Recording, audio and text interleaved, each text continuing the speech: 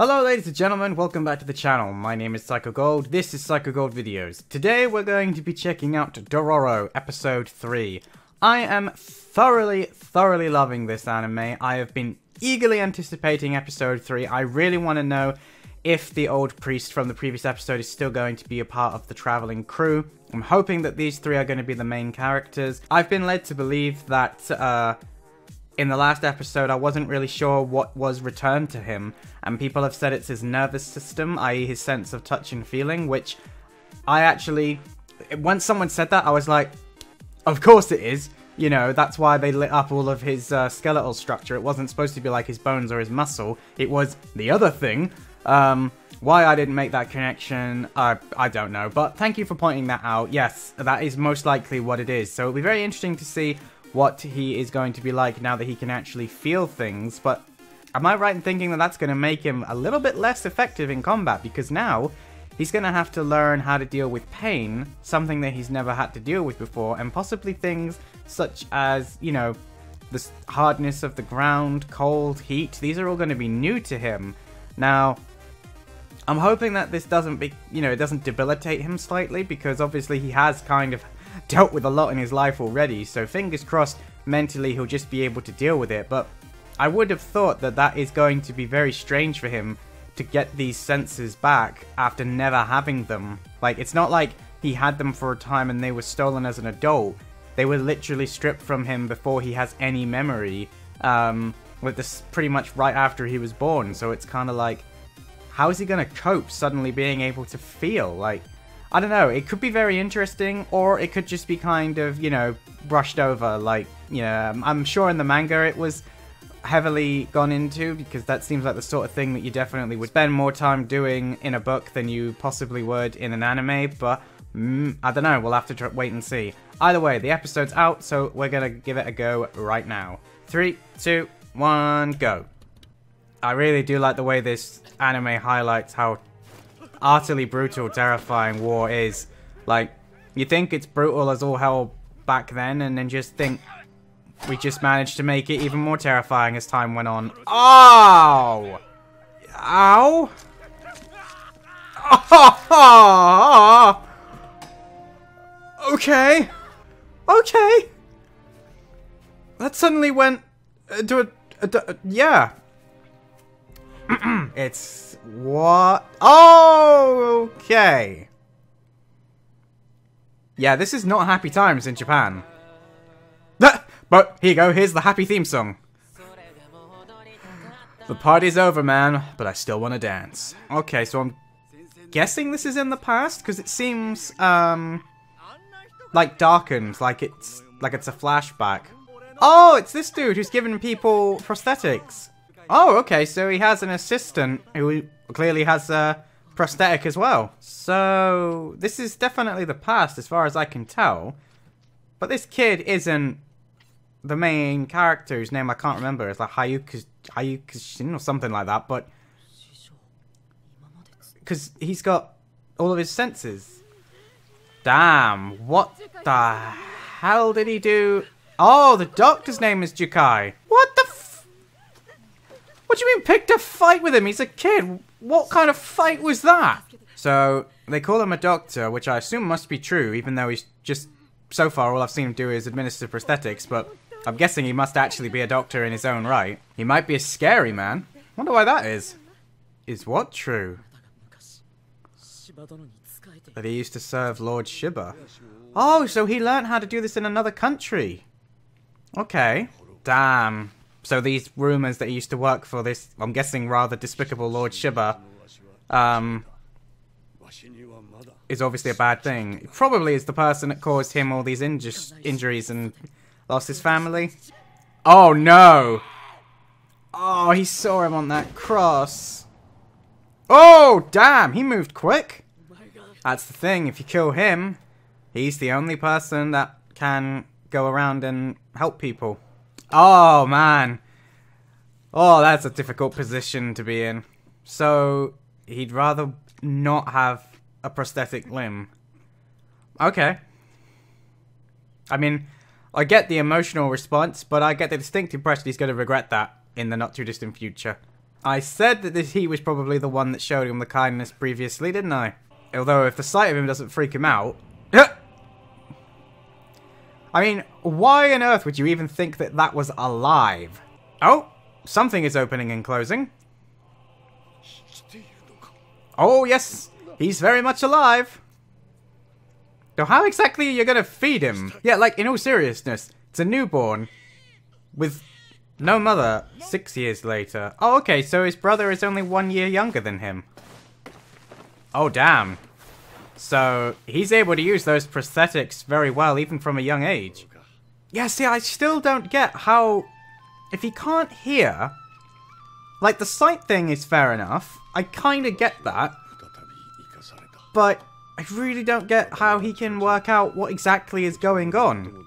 Yeah, exactly. He doesn't hear you, yet he just trusts that you're looking after him, I guess. But how could he understand that that's his name? He has nothing to base this on. Like, he came into the world as he is, pretty much. It's not... Whoa! Okay! I'll do my talking in a second. Jesus!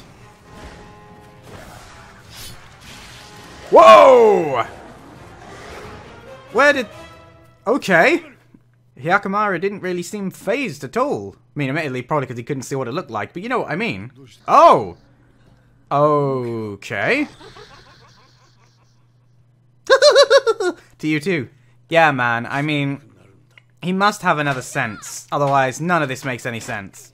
I sense a confrontation between the two unknown brothers at some point in the future. He did better against the monster than he did against this dude. But then this dude is clearly very... Jukai is very skilled. He's obviously like a former samurai, a former executioner, I think. And he's learned how to be a doctor and how to do prosthetics. It's like, oh, there we go. Now he's growing up. Oh my lord. Okay. So he's killed quite a few demon stroke monsters before we met him. Which is pretty much what I thought, to be fair. Does he think that Hyakkimaru is going to become like a worse monster because he doesn't feel? Oh! Damn, man. What the hell? So that demon was one of the ones that cursed him. So he killed it by accident, and then they must have put 2 and 2 together. Okay. Yeah, so he's putting 2 and 2 together. I see. So this is literally the origin of what the hell is going on, but... Aww. So he does understand, and he does have feelings for him in that regards. Ah!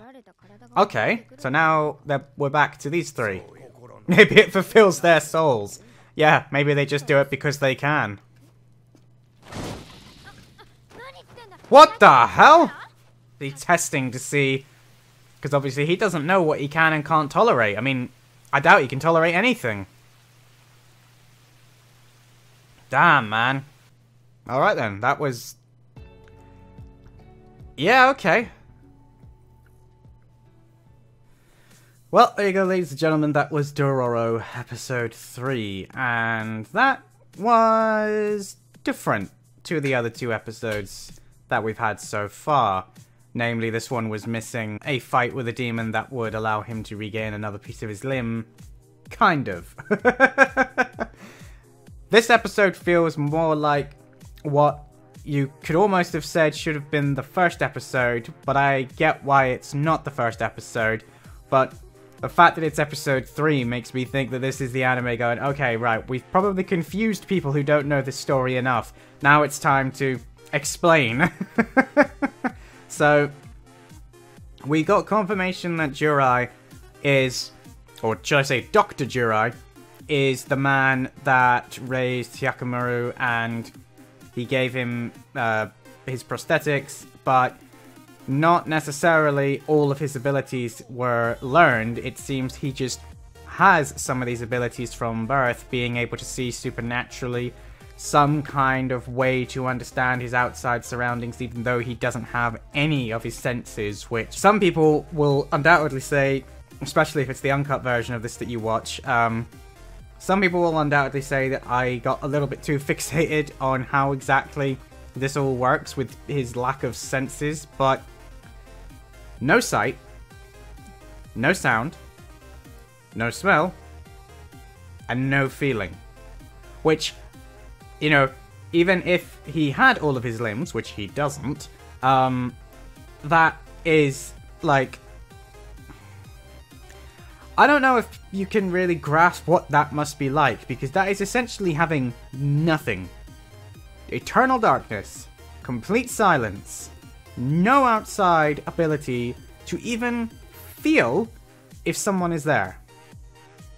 Like, you can make contact with your hands even though he doesn't have hands, but, you know, there is literally no way for that baby to know whether or not someone has put a finger to his mouth and he was, like, grabbing it, and it's like, but he doesn't have a nervous system. And I was kind of like, you see, I was so with it. But that is kind of just, I don't know, man, my brain just couldn't get past that bit of, there isn't any way you could communicate with him. You know, he's able to fly through the trees and grab onto trees and know where they are. Alright, that's because he can do this supernatural, like, sense thing. Which, yes, is probably how he can identify who his foster dad is, or who his dad is, however you want to look at it.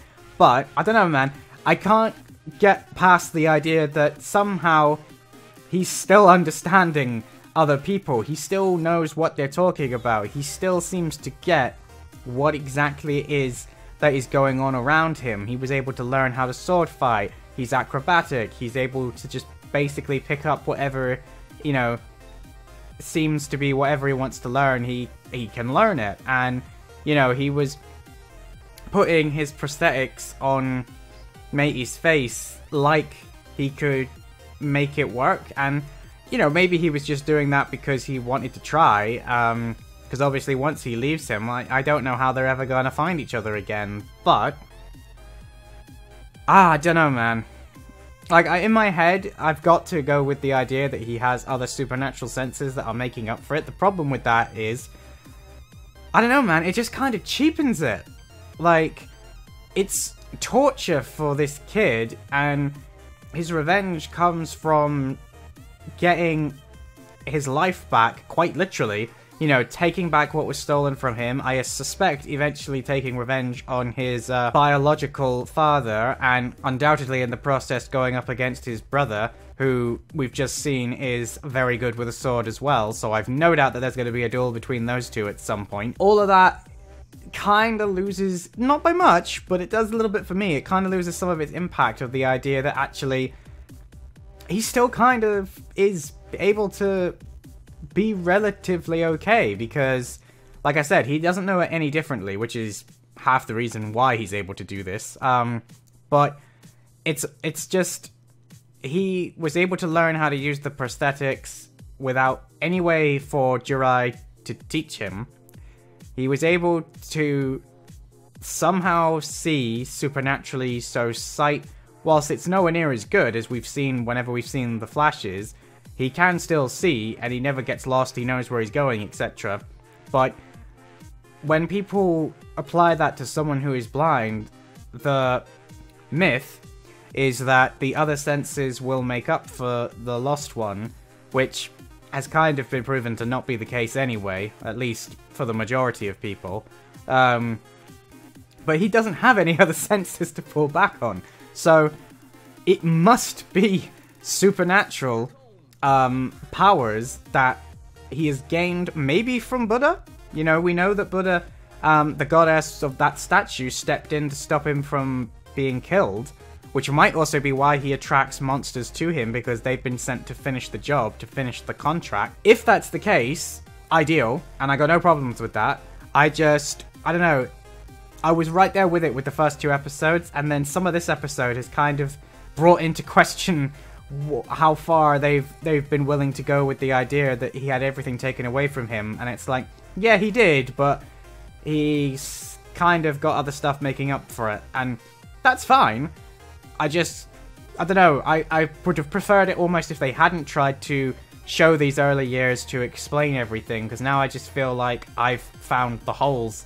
Like, the holes have stuck out more to me than the explanations have, and that's probably just me. I know I'm sometimes hard to please when it comes to explaining things. I probably wouldn't give it so much shtick if it wasn't for the fact that this is just such a good show. It's so well written, it's so dark, man. And I really want it to be a flawless gem, and at the end of the day, you know, gems aren't flawless. Some of my favorite TV shows have glaring plot holes, it's fine. It's just, I don't know, it just kind of took me by surprise that didn't quite work in my head, and it still doesn't now, but I'm probably not really getting my point across very well, but I'm going to stop talking about it because I feel like that's all I've said. So yeah, the darkness of the show. Oh my god, the opening moments where we saw that field of death, all those arrows in the broken samurai bodies, and then we saw who we realized as time went on was actually Jurai, nailing people to a cross, which seemed very Christian of them. Obviously they were doing it for a different purpose, and you know, it still had the similar effect, which was basically you don't want to mess with this lord. And yeah, man, that whole sequence was just brutal. I mean, even I was just like, what? And then his wife comes out. I think it was his wife, because she kept saying, no, dear. And then somebody else put a sword through her and was like, hang this up too. And he was just lost, man. So dumbfounded. Maybe it was the wife of the person he was nailing to the cross. I don't really think it matters. I think seeing that defenseless woman just basically slaughtered in front of him by a non-caring, you know, member of, that, was it Lord Shiba's clan? Or maybe it was Shiba himself, who knows? But, yeah, I think that was, like, the final straw that broke him mentally, and he was just like, no, I can't cope with this anymore, and he just went off the edge of that cliff. But, as he said, man, wasn't meant to be. He was kept alive for a reason. He went to another country, he learned skills that could help his people, and, you know, for better or for worse, he came back, and that's exactly what he's devoted his life to. You know, he's not living because he thinks he can ever atone for what he did when he worked for Shiba, but he's doing it because it is the right thing to do, and he has those skills. Now, obviously, his first son-stroke-apprentice didn't agree with his decision, in inverted commas, as obviously he left him the second they'd helped that kid, but he didn't kill him, and I think that, you know, a part of him was like, I don't like him, I'll never talk to him, and I don't want to, you know, rely on his prosthetics, but ultimately he can help other people, he can help other children just like me, and yeah, I hate him, and I can't stand the sight of him because, you know, he helped kill my dad, or he may have even actually done it himself, we don't really know, but he still left him alive when, you know, Jakai was very clear in the fact that if he wanted to kill him, he could. He wouldn't offer up resistance. And that just kind of goes to show that he really didn't want to be there. He was doing it because he believed that that was why he had been saved by Buddha. And then obviously he found Hyakkimaru and decided to raise him similar to how he did the previous apprentice, but that was much more of a father and son relationship, since obviously he found him as a baby. Now, I think it was really interesting to see Hyakkimaru as a kid growing up, taking on all of these various monsters, and we also got to see the life that his brother was living, and I thought it was interesting the way they did the parallels between the one born into a lord's family of luxury.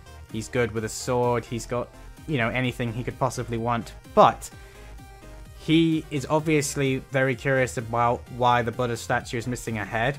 Does he know that he's, you know, got a possible rival in the future out there somewhere, or does he not? And that's just something that he's always curious about, but no one will talk about. I'm very interested to know why he had that reaction to seeing the headless Buddha statue, but I'm sure that'll be gone into in another episode in the future. Then we saw that Hyakkimaru was also being trained with a sword, but wasn't going anywhere near as well. Now, obviously, he gets much better, but I think that was their way of kind of demonstrating that when these two eventually come to blows, you know, Hyakkimaru's brother is not going to be a pushover that he loses to in a few seconds. It's going to be one hell of a show, and my money is on his brother, whose name escapes me. I think it's something like Tohoroshu, or something beginning with T. And I think he'll win, and then Hyakkimaru will go away, you know, center himself, have a little bit of a montage where he remembers everything he's been through, and then he'll come back again, except this time, you know, he'll be more prepared and with it, and he'll be more used to having his senses, because everything will be completely different for him with every sense limb appendage he gets back. Obviously, he has to deal with having these things that he's never had before, which I did like the way they addressed that at the end with him putting his foot over the fire and then him sort of stamping his foot on the flames, and Dororo was like, "What are you doing, you idiot?" and tackled him to the ground. And it's like, yeah, he's never had to worry about things like that, and that is probably going to change how he approaches combat situations. Maybe not immediately. He might be stupid enough to just carry on as he was, but the first time he gets stabbed, now that he has the ability to feel it, I'll wager that's going to change how he decides to fight afterwards, because, yeah, he hasn't experienced what that feels like, and I think the second a sword or a knife pierces him, he's going to be stopped dead in his tracks. Now, he might not be, he might still power through it, but if he does, I would imagine there's going to be some consequences at the end of the fight. Maybe he will, you know, not be able to recover anywhere near as quickly because, again, he can actually feel what's happening to him. And with every real limb that he earns back, he's also gaining more weaknesses that his opponents can exploit. Right now, the only real way to hurt him is to damage his torso. If you attack his limbs, apart from his right leg, which we've now learned has actually been real since episode 1, they're all fake. You know, and his arms are just essentially swords, so have at them, then that's not going to matter even if he does have his feeling back. But yeah, he's a lot more open to things being done to him now than he ever has been, and it'd be very interesting to see how the series deals with that going forward. And with that said, I'd also like to give a shout out to the monsters in this episode. Like I said in both of the previous episodes, I absolutely love the designs of these monsters. They are so not your typical standard Western fantasy monsters. Yeah, we had some more standard things like a giant snake in the flashbacks, but even the monsters in the flashback were a bit more unique than perhaps the regular person is used to seeing, and I really loved that. So hats off to you, Dororo. I'm really, really enjoying watching this show, and I can't wait for episode 4, man. I'm a little disappointed that this episode was essentially one long flashback, but I think it's a flashback that everybody needed, and now I'm looking forward to episode 4 so that we can see exactly where the story is going to go next. It's also looking like the priest is sticking with the team, which I'm pretty happy about. As I said, I really hope that he would stay after his amusing performance in the last episode. So fingers crossed, man, that everything is going to continue on this high level of quality that we've had from the first 3 episodes so far.